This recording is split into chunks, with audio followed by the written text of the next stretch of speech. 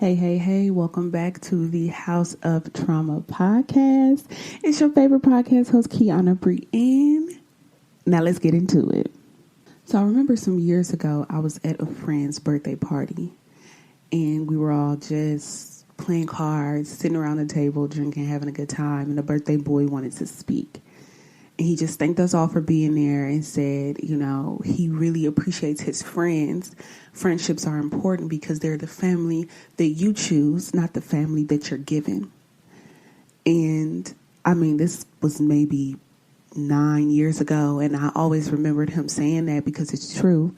Your blood relatives are the people who God ordained to be in your life. But the friendships that you have throughout your life are people who you handpick to share this journey called life with you.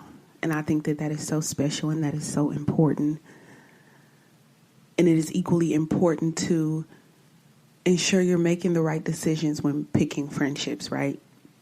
But we're not going to always make the right decision when picking friendships. And sometimes you grow apart from people who were once genuinely your friend. And sometimes you hang on to friendships that you should have let go a long time ago.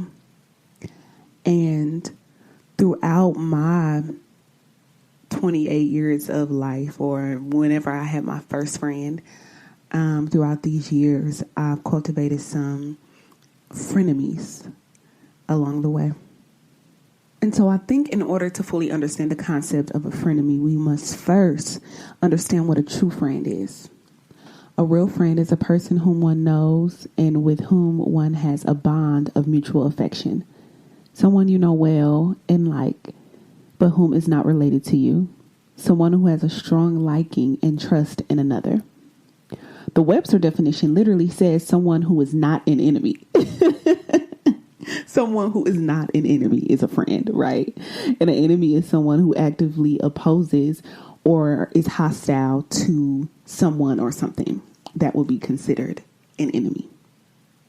And so I, for one, think it's different levels of friendship, right? Like I have my best friend who is the closest to me. We've been friends for over a decade. And, she knows me well. She knows my family well. If anybody is to know my secrets, it will be my best friend, right? And then I have friends who are just friends, but not my best friends. And we maybe hang out often. They know some things about me, known each other for a while. And then for me personally, I have a lower level of friendships, people who I hang out with. They know a little something, but nothing too serious.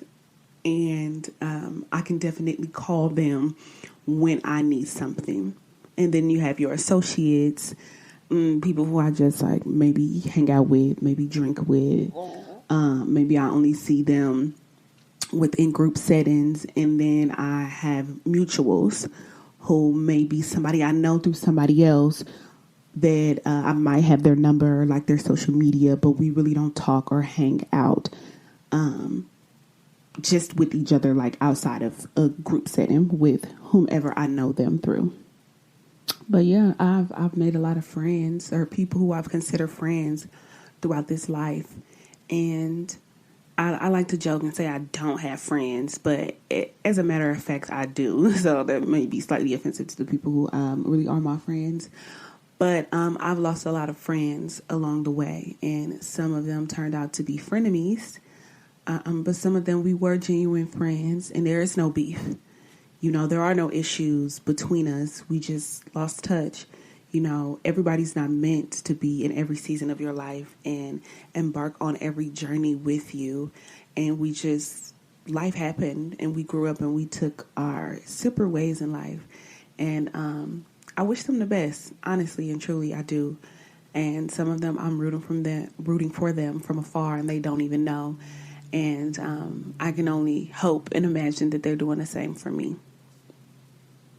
However, I've made a lot of frenemies along the way as well, which is unfortunate. And I'm sure if you're listening to this, you can think of a time or two, a person or two who will be considered a frenemy. And if you didn't consider them before, just keep listening. So, okay, when I say frenemies, what am I talking about? Who are these frenemies? A frenemy is a person who is or pretends to be a friend, but who is also in some ways an enemy or a rival. They can also be known as snakes, frauds, imposters. So your frenemies are people who are formerly your friends, but who don't support you or help you in the way that you need support. They could be underhanded and passive aggressive, and in some ways make you miserable. So sometimes you're aware that this person is a frenemy, and sometimes you're not aware. And they stick around as your frenemy because they secretly want something from you that they don't have. They're actually worse than an enemy, because an enemy is like a wolf. You see them coming. A frenemy is a wolf in sheep's clothing. They seem harmless and gentle and like they're on your side. But in reality, they're hoping that you fall harder than an enemy could ever imagine. And so here's the thing. When you think of the concept of frenemies, it may seem as though someone has just come to befriend you in an effort to bring you down, like Mean Girl style, right? We've all seen Mean Girls. If we haven't, I don't. Anyways, it may not be their initial intention to see your downfall, but somehow over time, their love developed into hate for you, right? So our friends often are both our allies and competitors. So we want our friends, if you consider somebody a friend and you're in close relationship and proximity for them, you want them to just be considered an ally. But sometimes they become competitors consciously and unconsciously. So when we look at ourselves, we do so objectively or by comparing ourselves to others versus our previous selves. That's just natural human ego, right? And you're probably like, oh, I don't compare myself to other people. In some way, shape, or form, at some point in your life, you have compared yourself to another person. And it does not have to be your friend, and it did not have to result in you developing a hatred towards them. But it's just natural human emotion. And everybody is not equipped to control that natural human emotion when they feel it. And so it turns to jealousy and envy and rage, even in some cases. Hence the development of frenemies. So I actually have a few personal experiences where I felt like someone who I considered a very close friend and ally turned into a competitor and an enemy. And I want you all to understand that these people, when they develop competition towards you in your life, that is nothing you did. There's nothing you did wrong, and there's nothing you could have done differently to change this person. It is absolutely, positively something from within, because frenemies are toxic and detrimental friendships that usually develop over time. Usually after a toxic person becomes a trusted friend. And again, they're just toxic as a whole within themselves, right? Like that's their character flaw. And that's not to say that they can't be a good friend to somebody. Like they're not a terrible, jealous friend to every friend. And it's often hard to even see this behavior coming. But it is important to pay attention to certain clues. And don't be like me. Sometimes I turn a blind eye and I think that I'm overreacting. But in all actuality, I'm never overanalyzing the situation. So there are a few key ways I feel like you can spot a frenemy. One, they talk about you behind your back. Now, if it's ever gotten back to you that a friend has talked about you negatively behind your back to someone else, whether it's another friend or even somebody you consider an enemy, don't let something like that slide. Like, do not let that shit slide, because in what way do you have to talk about me behind my back? I tell everybody, if you ever hear that I talked about you behind your back, you need to come to me and get the truth, because one thing, I don't have to lie. So if I talked about you behind your back, I'm going to talk about you to your face. Please understand that. But if I did not talk about you behind your back, and if we have a good enough relationship, I feel like you owe me the benefit of the doubt to come and ask me if it's something that I said. And if I said it, so now what? We moving on or we not? And if I didn't say it, then we need to come together to figure out where you got your information from, and then we go from there. But again, if they talk about you behind your back, it's probably the clearest indication that that person is not a true friend. Number 2, they always asking for favors. So ask yourself, are you always asking me for something but you can't return the favor? Or is it like, because I do stuff for my friends do something for me. We don't count favors, right? But if you're constantly only coming to me because you want things from me, every relationship is about reciprocity. It's about give and take, give and take, give and take. But if you steady taking and you not giving, who's really in this relationship? Because it might not be them. Number 3, their emotional needs consistently outweigh yours. So is it like, can I come to you and you be somebody I can confide in, somebody I can vent to, a shoulder I can cry on? Or is this person never there for you, but you always there for them? Again, it's about reciprocity. If the friendship feels very one-sided on any level, it's time for you to start analyzing and questioning if this friendship is real and genuine. Number 4, they only want to talk about themselves. Like, do y'all get those people, whether friends or not, and they just so consumed within themselves that they're not consumed with anybody else? And again, it goes with the whole reciprocity thing, but how I kind of see it is if somebody is just so consumed with themselves and not with anybody else, once anything becomes all about you, that's something that they're not going to like. And that is a frenemy that can develop over time because they're used to being, number 1, they used to being the star of the show. They're used to everybody like being at their beck and call, like everything is all about them. So at any point in time when something becomes all about you, you have to wonder if they'll be as supportive when they've only made it about themselves. Like at no point was it ever about you. So why would that change? Sometimes a selfish friend isn't a good friend to have around, right? Number 5, they aren't happy about your achievements, which kind of goes into what I said about, if everything is all about them, when something happens and it's all about you, they're not going to be genuinely happy about that because they want everything to be always about them. They want to have the achievement. They want to have the recognition all the time. And I think for me, in a lot of instances, I've lost friends for this very thing. When it was my time to shine, they were not happy for me. And it's sad and it's disappointing because I would be happy for you if the shoe was on the other foot. So when they can't find the strength deep down inside of them to muster up happiness for you, it's unfortunate. It's questionable. That person is not your friend.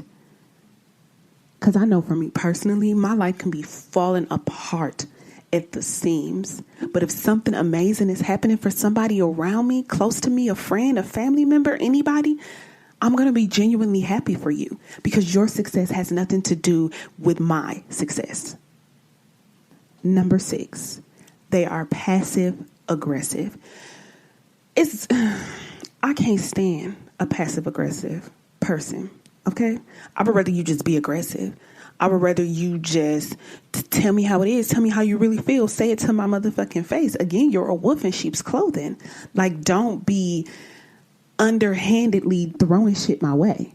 And so basically somebody who's passive aggressive, they indirectly express their negative feelings versus openly addressing them. Like they be throwing little shots here and there and they be doing little sly stuff. And sometimes it even make you look back like, am I tripping or is this person like coming for me? Yeah. If you ever think, am I tripping or is this person coming for me? You ain't tripping. This person is coming for you. And that is not your friend. And number 7, which kind of goes with number 6, they pass off cruel criticism as helpful feedback. So an example like I can use is, and this is from a show. I was watching this show the other day and this girl, she had all like her friend group or whatever, and she used to be overweight, but nobody else to talk about it except for one girl in particular. And so like if everybody's eating like cupcakes, she'd be like, yeah, are you sure you want to eat that cupcake? You know, your pants weren't fitting last week, or like shit like that. Or no, you should give me that shirt. Like that shirt would be better fit for somebody my size. Here, you take this bigger size. And it might seem like little simple stuff, but obviously she knew this girl was self-conscious about her weight. So everything the girl would do, she would make reference to her weight. And it's like, okay, it could be passed off, or she could be passing it off as though, well, I'm trying to help you because I know how you feel about your weight. But in all actuality, you're just taking every opportunity to make me feel bad about my weight, but I've already lost this weight. Okay? So that's just an example. And again, with every frenemy that I let go, one or more of these examples that I just listed applied in this relationship, and that's how I'm able to spot a frenemy and drop their ass before they can get any closer. Because the truth is, frenemies are enemies masquerading as friends that can wear down your self-esteem, leaving you doubting yourself in areas where you previously exuded confidence. And I do want to reiterate that not every frenemy, and in most cases, frenemies really started out as your friend. But somewhere along the line, they became your enemy. But they were too much of a motherfucking fraud to just no longer be your friend. And they decided to stick around. And it's up to you to spot these frenemies and let them go. Because again, it can wear down your self-confidence, your self-esteem, along with a plethora of other things.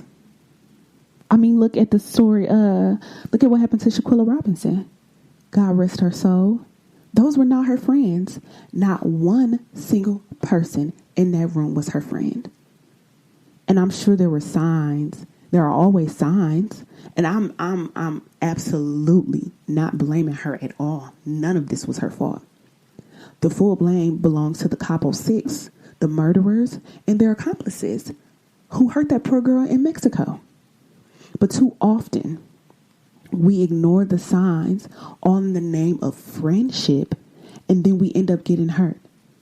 And in some cases, we're hurting, or they're hurting more than just our feelings. I've seen girls who friends have jumped them, drugged them, let them get sexually assaulted, and have even killed them. Shaquilla Robinson wasn't the first, and unfortunately, she's not going to be the last. An enemy masqueraded as a friend is so dangerous, to the point where it can literally be a matter of life and death. And that's why for me, if I notice that you are a frenemy, if I even suspect that you are a frenemy, I have to let you go, because my life is too important and too precious to be put in dangerous situations by pretending like I feel that this person is my friend when they're not. So most of my life, I used to always roll in groups of 3. 3 is actually my favorite number. And this wasn't intentional, but my friend group would always be me and 2 other people. And I used to think it was cool because, again, my favorite number is 3. But I can take it as far back as high school and explain why this odd number didn't work, and how one of them always turned out to actually be a frenemy. So my first significant group of 3, when I was in high school, we used to call ourselves the trio. And we used to always go out on our friend dates every Tuesday, and we called it Trio Tuesday. And yeah, we would go out to eat. We would go to like arcades, bowling alleys, like go to each other's houses, go to the park. Like every single Tuesday, the 3 of us got together because it was Trio Tuesdays, and it was just a thing that we did. And it was fun. It was a good time. And one girl, I was friends with first or longer, and she always seemed to have to be the mediator, right? So to speak. As for the other girl, she always had slick or shady comments she wanted to hurl at me. Hint number 6, she was passive aggressive. And she always attempted to assert her dominance because she was the only one with the car. So she was always the driver. And she would say stuff like, I couldn't ride in the front seat. Only the other girl could, like little petty shit. Or she would always have a joke and be like, oh, we should just leave Kiana here.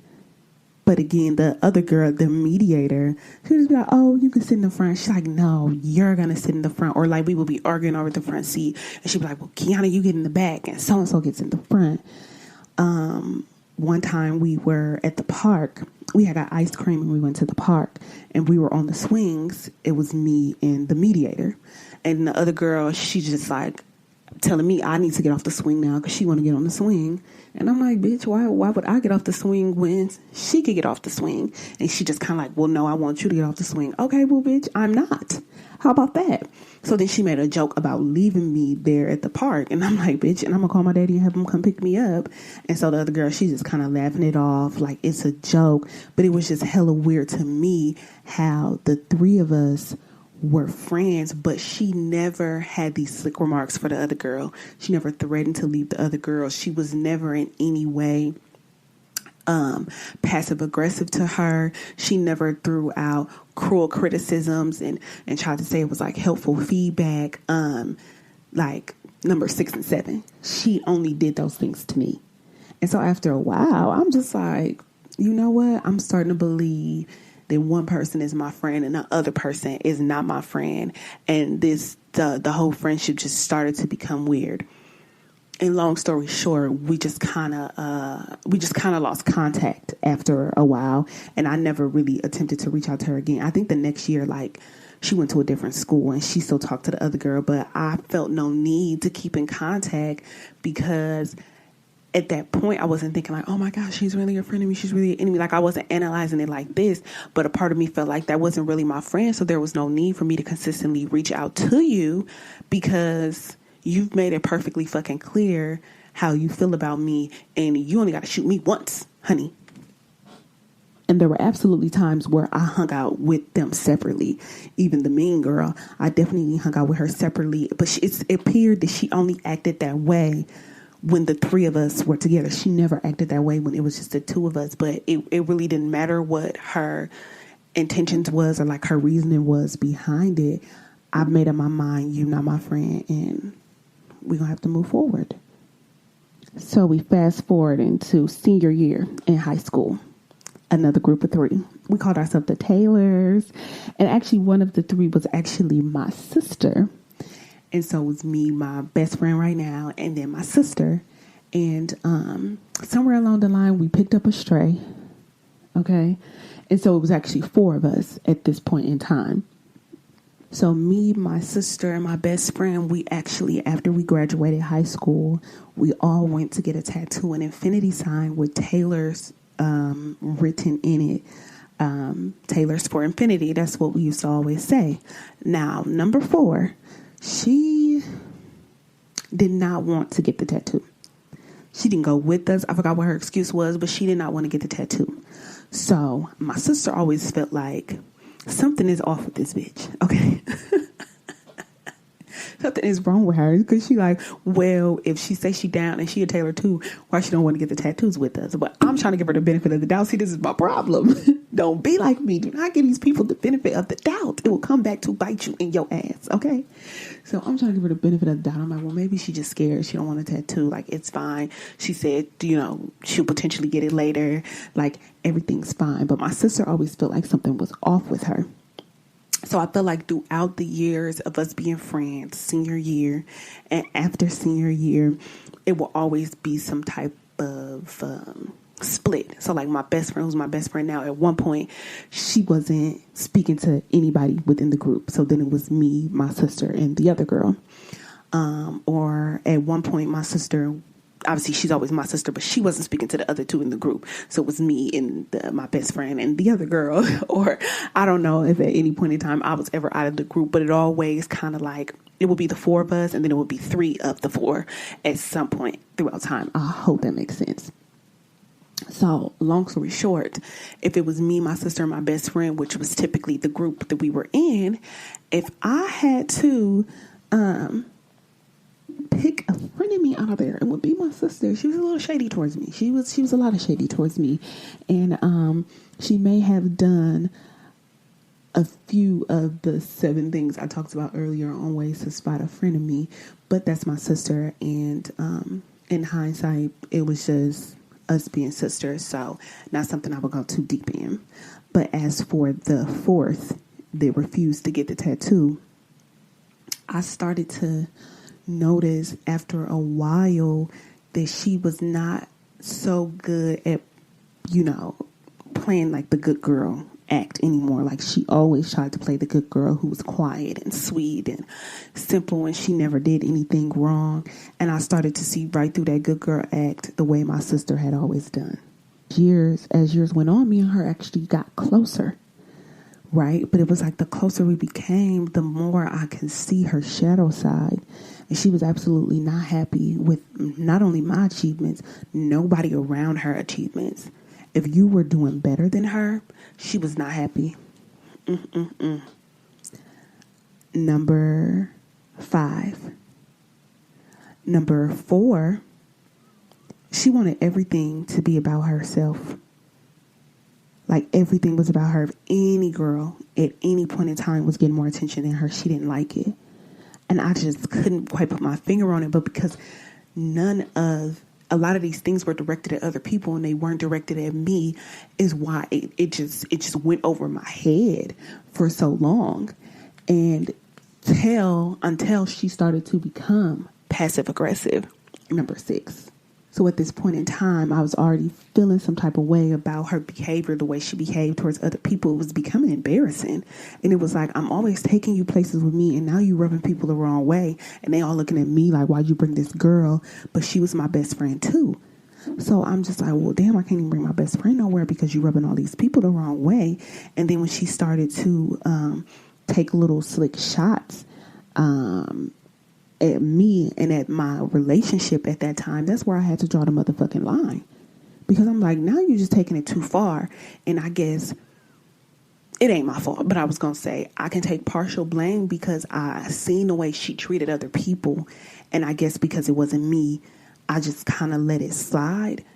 But then when she started to direct that behavior towards me, I wasn't surprised. I can honestly say I was not surprised, because if you're going to treat somebody else that way, any other friend, family member, you're going to mistreat them. Why would I believe that I am the exception? So at this current point in time, my sister wasn't really hanging out with us anymore. So it was me, my best friend, and then this other girl who I also presumed to be my best friend, but really started to show her true colors. And I realized that, wow, you've never been a friend at all to anybody. Then things started to come up. People started to talk. And I must reiterate, she had never been a friend to anybody. All the things that she had done and said behind my back, my best friend's back, my sister's back, I was just like, wow. And she fooled us for years. She fooled us for so long because, like I said, she started off with this good girl act. And then she tried to act like, oh, she was just coming out of her shell. But it was just like the closer we got and the closer we got and the closer we got. I'm like, you really a fucking monster. And I mourned that friendship for a while because we had gotten really close. And I don't get close to a lot of people in that way. And to think about the level of betrayal that was actually going on behind my back while I was rooting for her, and while I was defending her, and while I was helping her get her life together. And the whole time you was stabbing me in my back along every step of the way. It was fucked up. It really was. But again, I saw the signs. I turned a blind eye to them. And that's why I must reiterate, do not turn a blind eye to the signs, because it's going to hurt in the end. And it absolutely did. And this one particular friendship, I still think about to this day, because like I said, we were very close. And I almost still can't wrap my head around the level of deception within the friendship. Now, I do have one more story about a group of 3. But before I do that, this is a singular friend that I recently fell out with a year ago. No, actually, we didn't speak at all last year. So a year and a half ago. So I was friends with this guy in high school. I mean, we were attached at the hip, two peas in the pod. We used to argue, go back and forth in high school, but it was never anything like major. And so we would have disagreements as adults. I ended up moving back to Texas, and we became roommates. And again, we would have disagreements as an adult, but nothing to really truly end the friendship. And I think that where we butted heads is this person has a lot of people in his life that allow him to do and say whatever. And I'm not that friend. I'm going to give it to you motherfucking straight. I tell you all the time, you looking for a pity party? Don't dial this number. This ain't the number to call, because I'm not giving it to you. I'm not giving it to you, and I don't want you to give it to me. If you do something wrong, I'm not that friend that's going to be like, oh, yeah, well, they were wrong. Mm-hmm, you were absolutely correct. No, I'm be like, okay, and why did you think that was appropriate to do? Come on now. Like, I got your back in public, but when we get behind closed doors, now what the fuck was you thinking? Okay, why would you do that? Be fucking for real. Like, that's me. I'm that friend. If you don't want that friend, don't call me. So there were a number of things throughout the friendship that ultimately decided for me that I needed to end the friendship and never look back. There are multiple ways that this person showed not to be my friend. Number one, talking behind my back. I would just hear so much stuff, and even told on himself a few times. And I'm just like, what the fuck makes you think that you can talk about me behind my back and I'm just supposed to move forward with it? But again, he got all these friends, quote unquote, in his life that he would talk about them behind their back, and then they would be friends. Like, they would talk about each other. Like, they would dog each other out, like, in the worst way. And then they would be friends again. And so I'm assuming he thought that it was going to be the same way, but I just don't get down like that. I really don't, because I don't need you. So why would I allow you to mistreat me when I don't need you in my life? You know what I'm saying? Like, mistreat me and then just go on through our life like nothing ever happened. Many a times. Number 5 on the list, when they aren't happy about your achievements? Never. Like, it was a lot of things going on in my life when we were roommates, and I just felt like there was no genuine happiness behind it. In the beginning, I felt like it was, but I think that because in turn, his life was not going in the direction in which he had hoped, that my accomplishments sort of overshadowed what he had going on. And I don't know that he's had people in his life like this. And I also think that because again, we were friends in high school. He knows a lot about my background, my history, and my family. A lot of things that I've accomplished in this life was against the odds. Like, somebody like me wasn't supposed to make it this far, wasn't supposed to do these things, launch these businesses, be granted this success. And I feel like that when I would take risk in business and those risks didn't work out, he liked those moments a lot better than when they did work out. Number 6 on the list was also very passive aggressive.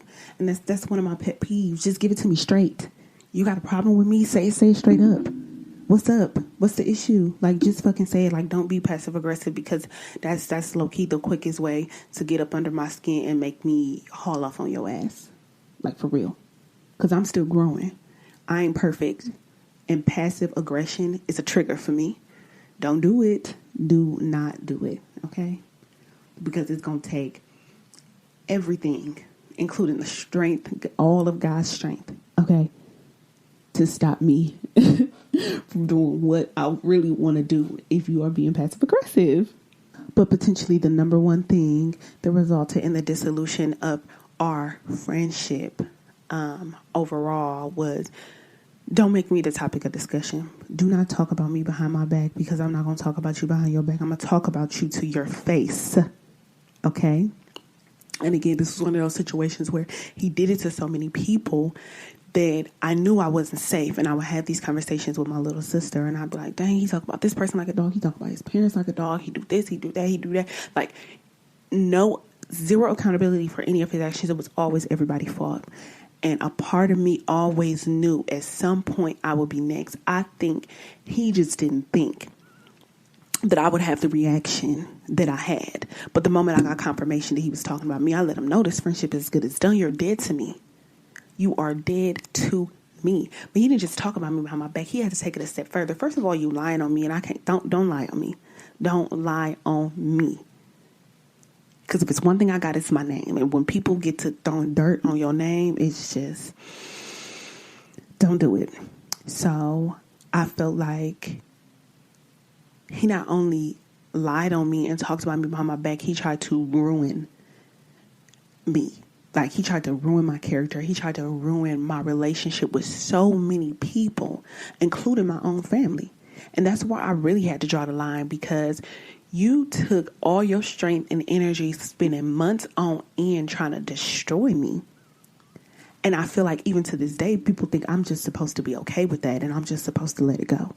And I'm asking God to help me find forgiveness in my heart. But that would be the most fucked up way that a friendship ever ended for me personally, because it got ugly. It got real ugly. Because again, I'm triggered by certain things. I'm on this healing journey, and I've healed a lot and I've grown a lot, but I'm not perfect and I'm not done yet. So yeah, it got ugly. This person lied on me, tried to throw my name through the mud.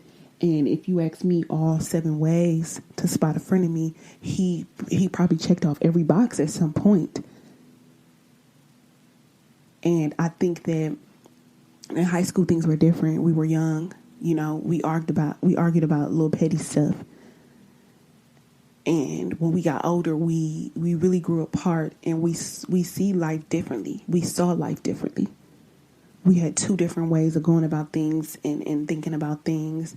And I was at a different space in my life than he was in his life. But that's not my problem. He's not my problem. I am my only problem. And so I got my back. And I don't expect anybody else to have it. But if I feel like somebody is trying to harm me in any way, even verbally, that's where I draw the line. So another frenemy booted about my life. But I also think that this is the perfect example of somebody who I believe was truly, genuinely my friend in the beginning. But as time progressed,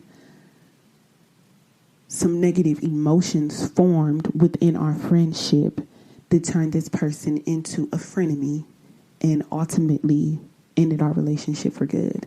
Because, and I didn't get very specific into details, but the way that it ended,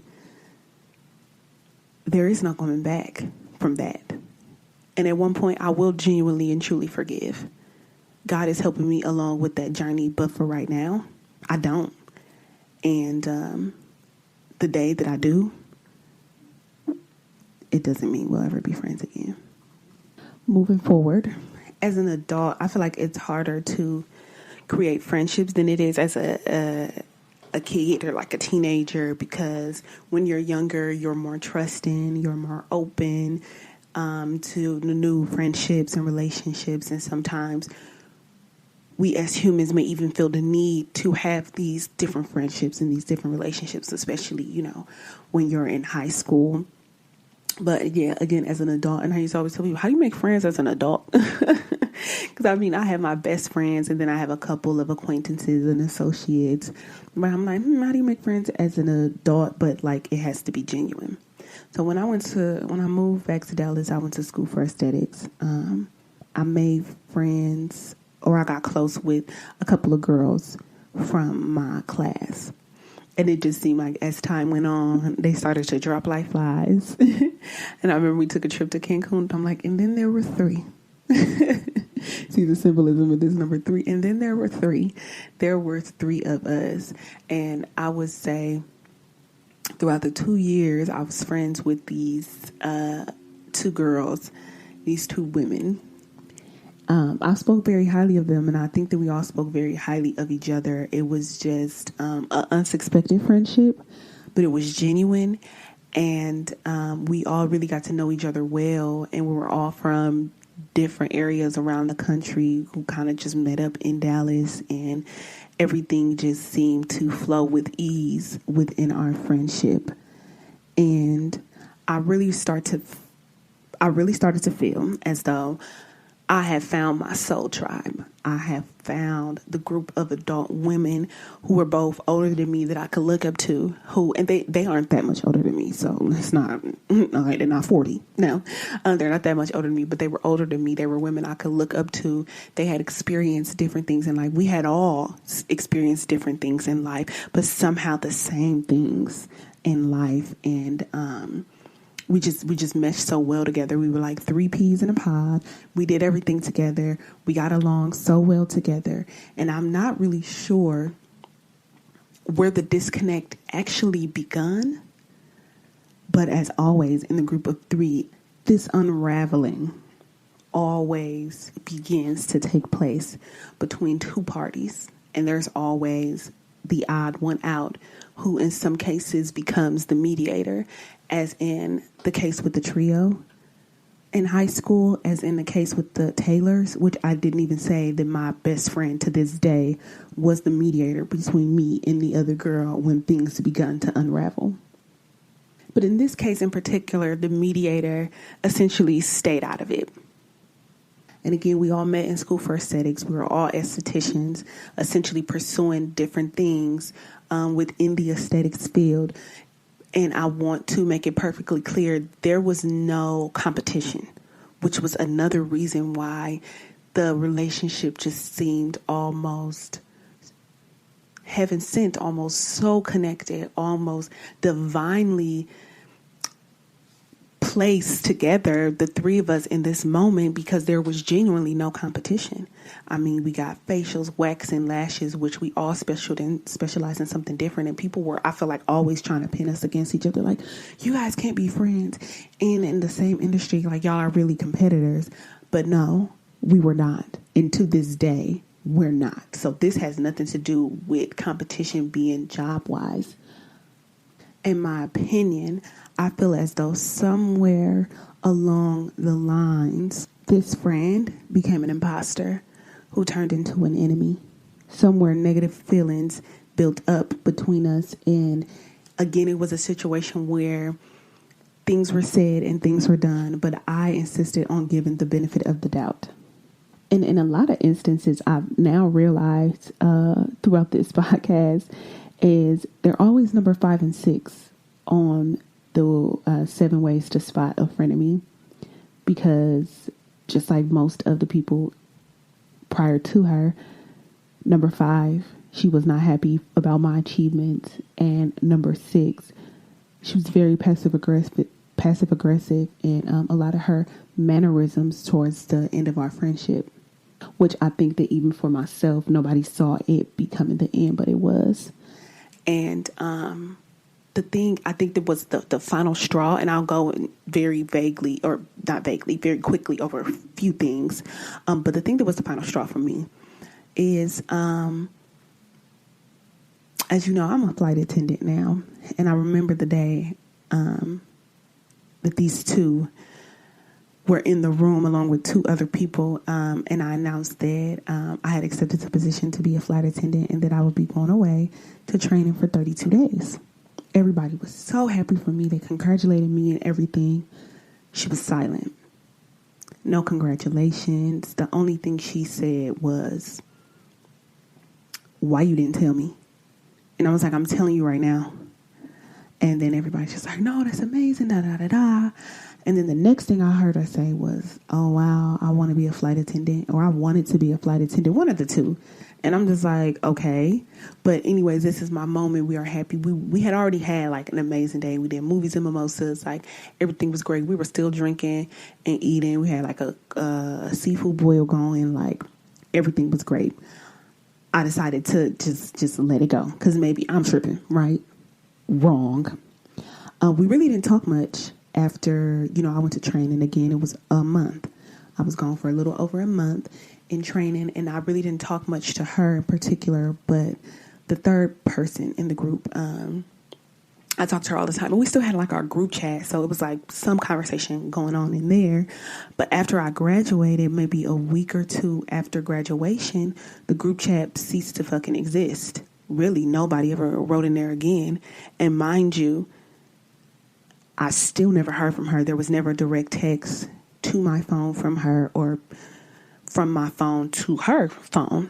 Neither one of us ever said anything, right? But when I completed flight attendant training, which I was telling in the group chat everything that was going on in training, when I graduated and all that other stuff, and when I was going home, like I was texting all of this in the group chat. So one friend, she texted me that day, like, congratulations, so happy for you, yada, yada, yada. Dead fucking silence from this girl. And to this day, I have never spoken to her again. She never reached out to me to say congratulations. When I got the job, she never reached out to me to say congratulations. Once I completed training, even though she was aware of everything that they were putting me through in training, which was hell. And that's just a whole nother story for another day. But it was just so weird to me, because I felt like, yet again, you're not happy for my accomplishments. But even leading up to flight attendant training, it was always these slick comments that were being made, these passive aggressive remarks that were being made, and I felt like she attempted to She attempted to undermine my feelings in a lot of situations, a lot of times. I'll give a few very short examples. So after I had announced I was going to flight attendant training, I think it was only a week before I was leaving, and we were all at the pool one day, and I was talking to my friend, one of the girls. I was talking to her about, how I could be based in Dallas, or I might have to relocate and move and all this other stuff. And she was basically saying how she was getting very emotional about it. She didn't want me to go. And the girl's like, what? You're moving? Not talking to me, talking to the other girl. And she was like, no, we talking about Kiana. She might not get based in Dallas after flight attendant training. And she was like, oh, okay. But ain't nobody thinking about that. I thought you was just moving back home or something. But if you moving for a job, that's something different. And I was like, well, no, I think that it's the same thing, because if I decide one day that I just want to move back to Milwaukee, or if I get based in Chicago after training, what's the difference? Like, I'm not here. I don't get it. And she's like, oh, no, ain't nobody thinking about that, whatever. Another time, I was talking about how I had stopped smoking, and this was even prior to getting the flight attendant job. And she's like, I want you not smoking no more for. So I began to explain the reason why I'm not smoking, which I'm going to get into in a different episode. So hold tight for that. I'll explain to y'all why I really stopped smoking. And she was just like, oh, girl, bye. Ain't nobody thinking about that. You like, before I could even finish my sentence. And I'm just like, okay, well, hold on. Because we was having a conversation that you dipped into, and you asked, and I'm explaining why. And before I can even finish my sentence, you just cut me off. Like, that's just rude as fuck to me. That's another pet peeve. Like, don't cut me off when I'm talking. And though these examples may seem very minuscule, when you add a bunch of things together, and then you top it off with a cherry on top of not being happy when I accomplished one of my dreams in life, which was becoming a flight attendant, it's just like, well, who are you, and are you really even my friend? And another instance she made, I feel like she was trying to imply that I was a hoe. And y'all know I don't even get down like that. So, like, who's you playing with? So, we were talking about somebody specifically who lived in the building that I lived in. So me and the girl who I'm still friends with to this day, we live essentially in the same building. They're two separate buildings, but they the same property. And so, we were talking about somebody specifically, and I was like, oh, I got his number. He had texted me something. And she was like, damn, do you just got everybody number? And I was like, who the fuck is everybody? We're literally talking about one person right now whose number I have that lives in my building, and you told some damn, do I just got everybody? What are you trying to say? And I forgot what the other friend said, but essentially she was like the mediator, and she tried to play it off. And I also feel like when I would bring my concerns to her, again, she's just the mediator. She didn't want, this is my opinion, she didn't want tension between us two. And I can go really on for hours on different things, little slick things, little passive aggressive things, little disrespectful things that this girl was saying that I was letting slide before I ultimately decided, like, you just don't want this friendship, and neither do I. And sometimes you just have to move people around. You just have to let it go. You have to realize that we are just better from afar.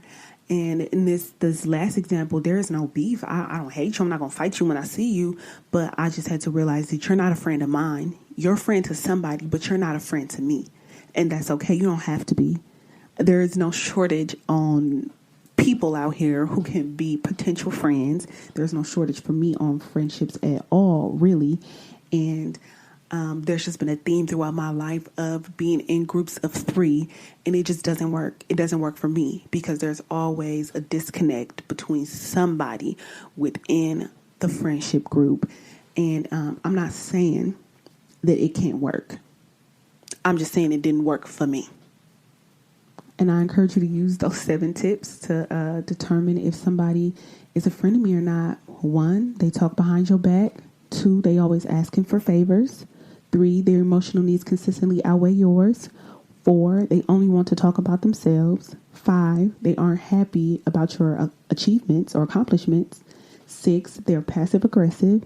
7, they pass off cruel criticism as helpful feedback. I encourage you to not turn a blind eye like I did for so long, because once things start to add up and it starts to build on each other, it hurts. It really hurts when you finally have to let it go and you realize this person been playing in your face this whole time. Because that's how I be feeling like, damn, bitch, don't you try to play in my face all this time? Yeah, it's cool.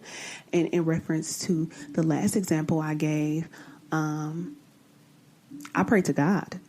And y'all know I'm in a different place spiritually right now than I was with the previous examples. And I pray to God and I asked him to reveal to me the people, places, and things that didn't mean me any good. And I'm not going to tell y'all exactly what he revealed to me about that friendship, which is another reason I had to let it go. And I really started to open my eyes to see that, wow, God has been showing me that this person is not for me for a really long time, which is another reason why I really don't have much interest in rekindling this friendship. And I don't know what it is that she could say to convince me otherwise, that this wasn't all backhanded, that it wasn't envy, that it wasn't hatred towards me, because God has already revealed to me what needed to be revealed.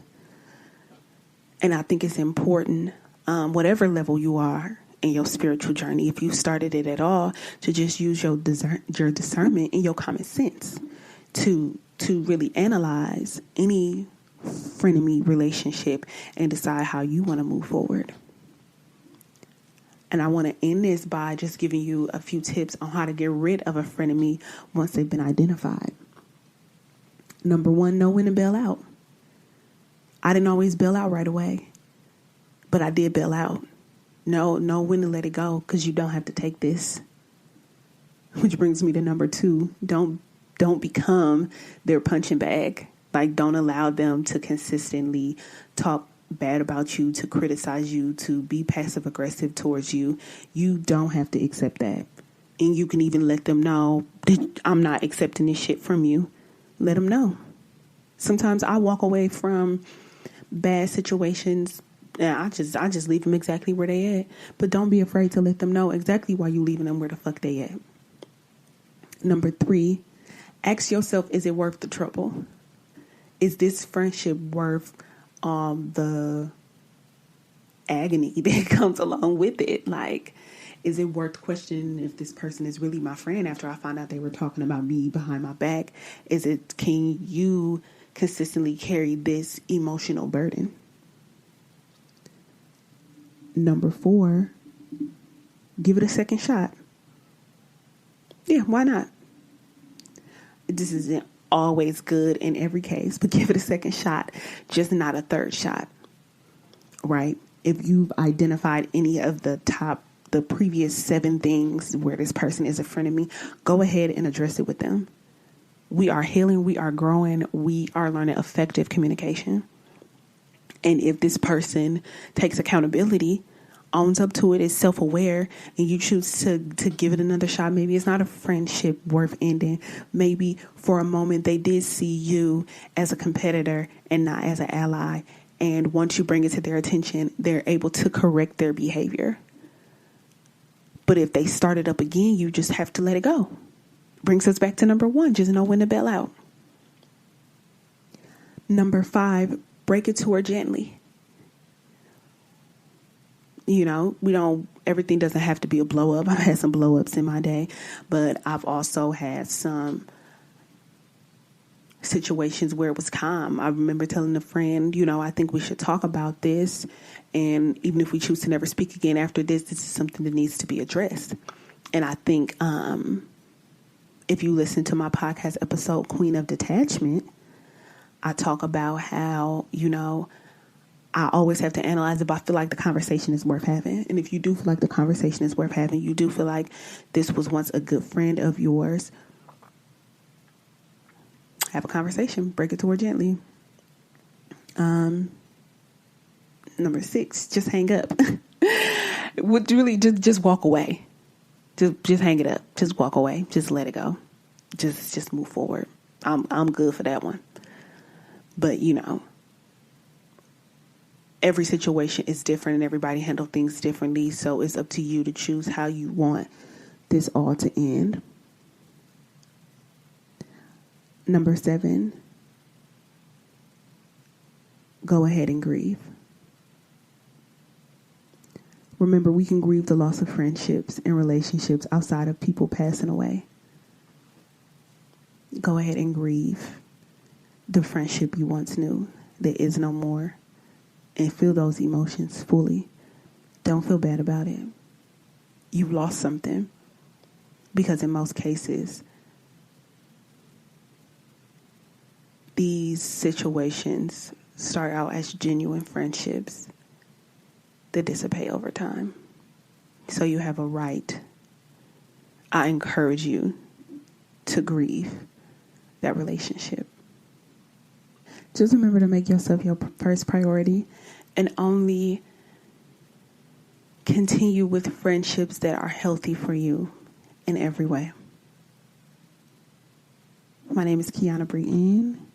This is the House of Trauma podcast. Do not forget to email your advice questions to hausoftrauma@gmail.com. And we'll meet back here next week.